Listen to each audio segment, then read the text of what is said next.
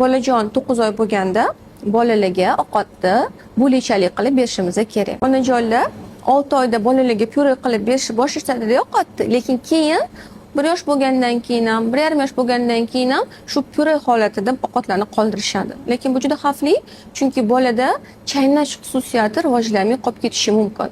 Chaynash bu nevrologik xususiyat. Vaqtida chaynashni o'rgangan bola ertaga gapirishda ham unchalik qiynalmaydi.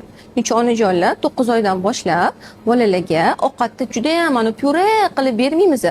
Ichida kusuchkalari bor, takoy bo'lichalari bor qilib beramiz. O'shanda bola chaynashni o'rganadi va 1 yosh bo'lganda o'sha uydagi ovqatlarni og'ziga solib qo'ysanglar, bemalol chaynab yeydigan bo'ladi.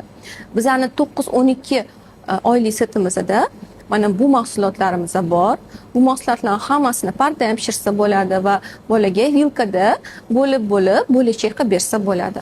Bu setimizni magazinlardan so'rasanglar, sizlarga upakovka qilib, dastavka qilib berishadi. Narxini shu Reels tagida qoldirdik.